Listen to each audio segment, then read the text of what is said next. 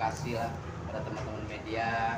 Kita dari Indonesia Journalist of Law itu kita mengambil tema tentang politikus masuk BPK, terjerat kasus dan konflik kepentingan. Nah, dua narasumber kami itu memang ya hebat-hebatnya, mereka sudah terbiasa lah dalam pemikiran mereka di berbagai media, baik media konvensional maupun media sosial. Kami hadirkan Bang Iskandar dari Indonesia Climate Watch dan Bang Pupidah Hidayatullah, mantan Dewas. Dia berbagi pengalaman dia ketika dia mengikuti tes Dewan Pengawas BPJS Ketenagakerjaan pada periode 2016 sampai 2021 yang lalu. Jadi artinya kita itu hanya diskusi ini hanya membuka ruang. Ketika media-media lain angle-nya agak berbeda tentang BPK dan BPK sangat sempit sekali peliputannya, kita membuka ruang untuk membuka siapa sih ya orang yang cocok yang tepat untuk mengisi posisi-posisi di BPK yang sangat minim sorotannya dari media. Dan di sini kami juga hadirkan kamu.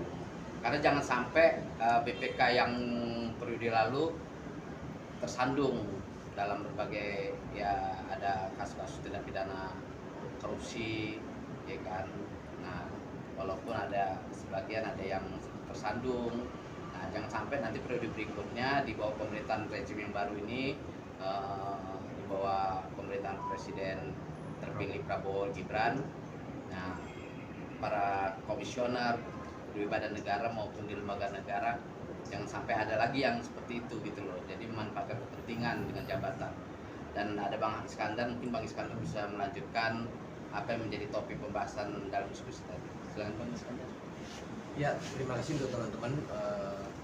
Kita bangga ya teman-teman media menyelenggarakan diskusi yang sudut pandangnya itu sangat tajam gitu ya.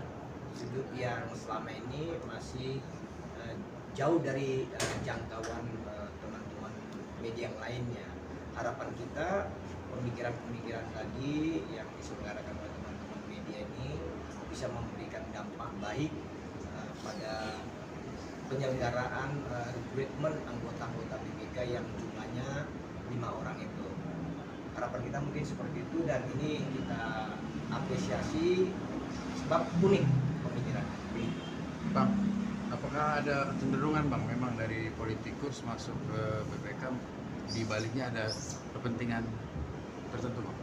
Kalau asumsi itu dipakai, ya politik menjadi digerakkan oleh politisi sehingga terjadi politisasi. Nah, itu menjadi sah-sah saja sebab memang undang-undang kita masih tidak begitu ketat. Jadi walau satu hari sudah meninggalkan kultur politiknya di partai politik, lalu dia mendaftar ya sudah tidak disebut politisi lagi. Nah, tapi menurut hemat kami itu adalah politisasi politik. Gitu.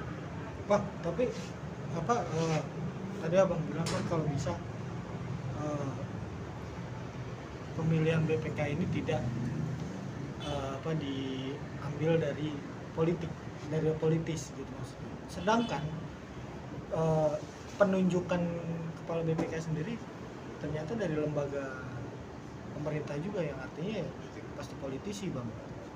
Nah, sebenarnya di BPK itu anggota-anggota itu banyak sumber ya, dari politik, dari kurun waktu 15 tahun terakhir ini itu bersumber dari banyak, baik itu politisi, orang dari dalam ataupun akademisi dan lain-lainnya. Yang dirujuk teman-teman tadi itu adalah bagaimana supaya yang terpilih itu tidak berkonflik atau menjadi bermasalah hukum kebanyakan. Memang kalau terkait masalah hukum tidak hanya politisi, orang sipil atau yang tanpa komponen politik pun bisa saja terjerat hal itu.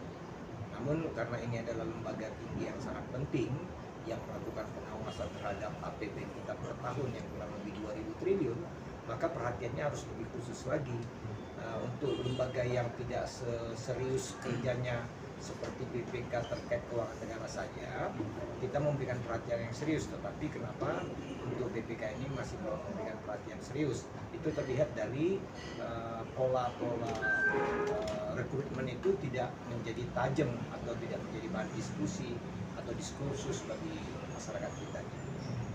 Kalau dari Yawi sendiri menyorotinya seperti apa, Pak? Kalau kita lihat kami tidak Dari Iya. sekian apa 15 tahun kandidat terakhir ini ya? kami melihat Ya. bahwa bukan hanya politisi, tetapi sudah ini rusak politisasi. Jadi instrumen BPK digunakan untuk kepentingan politik, bukan hanya oleh politisi, tetapi oleh orang-orang sipil yang juga terafiliasi dengan partai politik atau orang-orang yang tidak berpartai menjadi nyaman ketika mereka terafiliasi pada partai politik. Bang, Thank you. Oh, jadi bisa dibilang 10 tahun kemarin cukup carut marut ya Bang, karena adanya politikus menunjuk BPK. Karena memang aturannya tidak melarang politikus. Oke. Yang disebut politikus itu apakah begitu keluar Ada. dari partai hari Senin apakah Selasa bisa disebut tidak politisi? Kan tidak, kan begitu. Idealnya tidak seperti itu, tapi karena tidak dilarang menjadi boleh. Tapi kan produknya menjadi seperti sekarang. Bang, dari Indonesian Journalist of Law ini apa semenarik apa sih ya sampai isu ini diangkat sama Indonesian Ya, Journalist? karena terbatasnya isu ini ya, jadi kami menarik untuk diangkat ke ruang publik ya, biar publik juga paham bahwa apa sih tugas dan wewenang BPK ini, karena BPK ini kan menyerotin anggaran keuangan negara ya, apalagi ke lembaga-lembaga. Jangan seperti Bang Is bilang tadi dalam diskusi, jangan karena WTP wajar tanpa pengecualian, wajar pengecualian gitu loh. Jadi rebutan mereka untuk mendapatkan reward gitu. Nah, jadi inilah menjadi perhatian kami JL biar membuka wawasan juga bagi masyarakat. Apa sih tugas dan fungsi BPK, siapa sih orang-orangnya, karena sangat minim juga masyarakat atau publik mengenal apa namanya BPK, taunya orang KPK ya kan, kejaksaan, kepolisian. Padahal tugas BPK sendiri cukup Padahal, penting ya Bang. Sangat ini sangat sakral sekali tugas BPK itu. Oke. Demikian. Di diskusian Langkah lanjutan untuk pengawalan tentang isu BPK ini gimana, Bang? Ya kita sebagai media harus mengawal gitu. Kita ke watchdog, jadi ya kita ya mengawasi ini lembaga-lembaga negara tentunya, bukan hanya BPK aja gitu, supaya tidak menyalahgunakan kekuasaan dan kewenangan mereka gitu. Kalau dalam hal hukum mungkin ya Bang. Nah, sehingga tidak terjerat untuk mengantisipasi lah, mengingatkan mereka para pejabat dan petinggi itu teman-teman. Mantap. Oke. Thank Lagi. you. Oke Bang.